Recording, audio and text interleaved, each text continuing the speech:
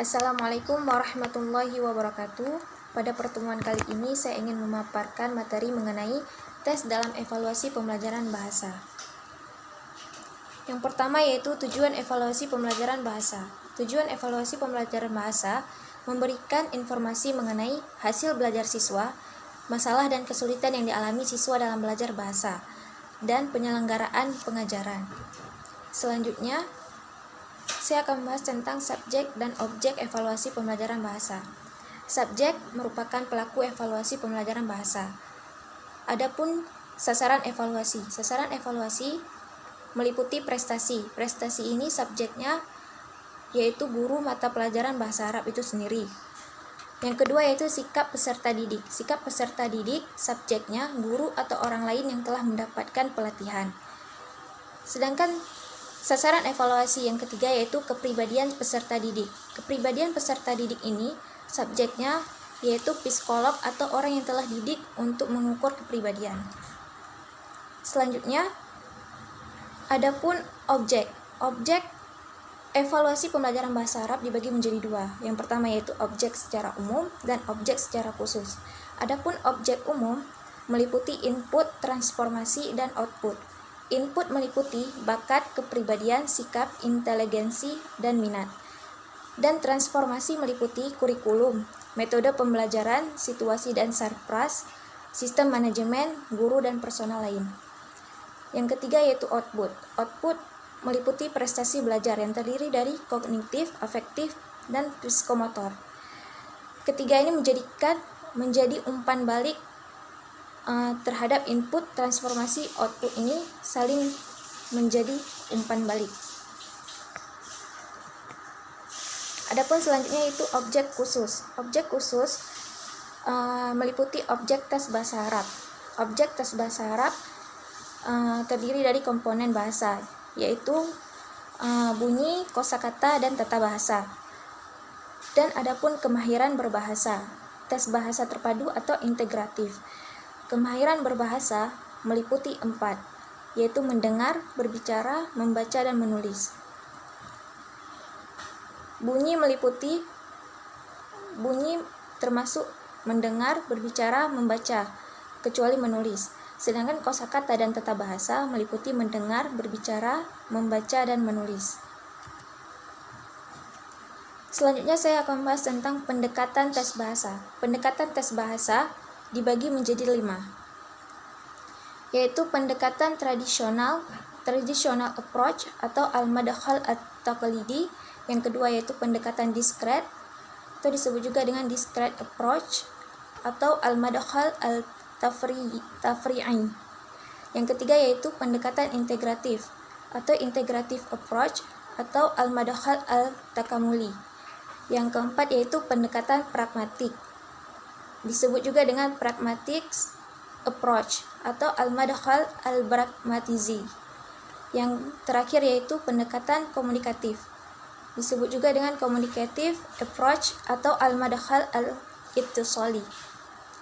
Selanjutnya yaitu jenis-jenis tes bahasa. Jenis-jenis tes bahasa terbagi menjadi 9. Yang pertama yaitu jenis tes bahasa berdasarkan tujuan penyelenggaraan, berdasarkan tahapan atau waktu pelaksanaan, berdasarkan cara mengerjakan, berdasarkan jumlah peserta, bentuk jawaban, cara penilaian, cara menafsirkan skor, objek bahasa yang dinilai, dan cara penyusunan. Sini saya akan menjelaskan tentang jenis tes bahasa berdasarkan tujuan penyelenggaraan. Adapun jenis tesnya yaitu tes seleksi. Tes seleksi ini diselenggarakan untuk memilih peserta yang memenuhi persyaratan guna diikutsertakan dalam kegiatan yang menuntut kemampuan berbahasa tertentu. Dan adapun tes penempatan. Tes penempatan ini diselenggarakan menjelang dimulainya suatu program pengajaran bahasa dengan maksud untuk menempatkan seseorang pada kelompok yang sesuai dengan tingkat kemampuan berbahasa yang dimilikinya. Dan adapun tes hasil belajar diselenggarakan untuk mengetahui hasil yang telah dicapai oleh suatu bentuk pengajaran bahasa. Dan selanjutnya ada tes diagnostik. Tes diagnostik ini mengandung kesalahan-kesalahan yang menandakan adanya kesulitan dalam belajar bahasa. Dan selanjutnya ada tes uji coba. Tes uji coba ini adalah tes yang diselenggarakan untuk mengetahui apakah suatu perangkat tes bahasa yang masih dalam tahap penyusunan memiliki ciri-ciri tes yang baik dalam artinya yang luas. Yang kedua yaitu jenis tes bahasa berdasarkan tahapan atau waktu pelaksanaannya. Meliputi tes masuk. Tes masuk ini diselenggarakan untuk menentukan apakah seseorang calon dapat diterima sebagai peserta program pengajaran bahasa karena memiliki jenis dan tingkat kemampuan berbahasa yang dipersyaratkan. Yang kedua yaitu tes formatif. Tes formatif diselenggarakan pada suatu program pengajaran bahasa yang sedang berlangsung. Maksud tes penyelenggaraan tes formatif adalah untuk memperoleh informasi mengenai jalannya pengajaran bahasa pada tahap tertentu.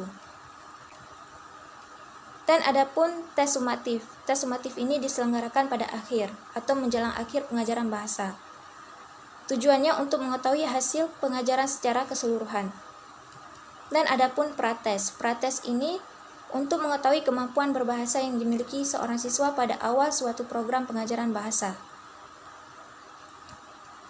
Dan postes. Postes ini kebalikan dari prates yang diselenggarakan sebelum atau awal program pengajaran bahasa.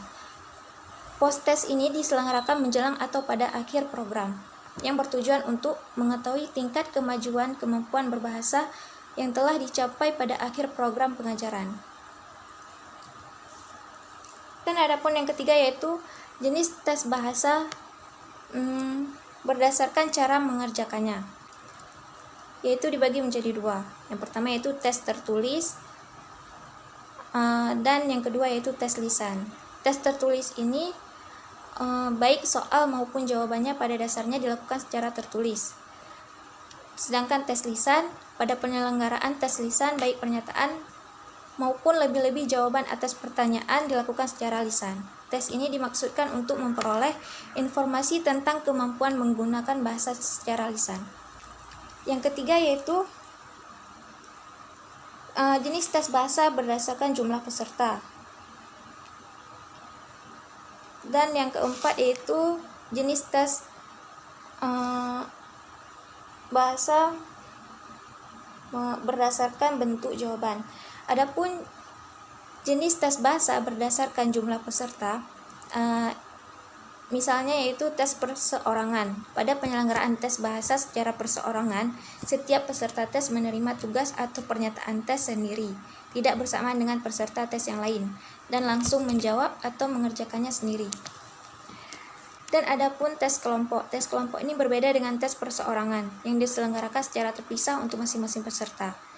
Tes kelompok diselenggarakan untuk sekelompok peserta tes sekaligus. Penyelenggaraan tes kelompok dalam tes bahasa tidak semata-mata didasarkan pada efisiensi waktu dan tenaga. Dan selanjutnya yaitu jenis tes bahasa berdasarkan cara penilaian.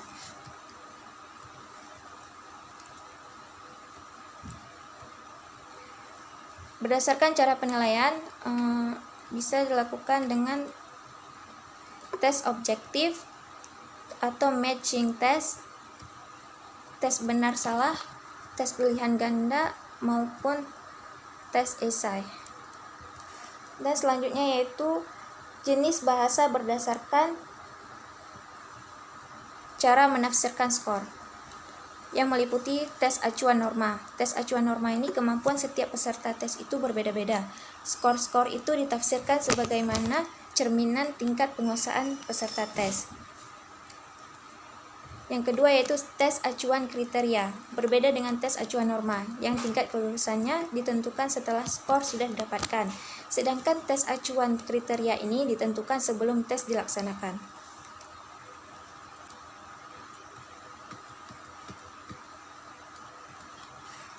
Dan adapun jenis tes bahasa berdasarkan objek bahasa yang dinilai dan cara penyusunannya.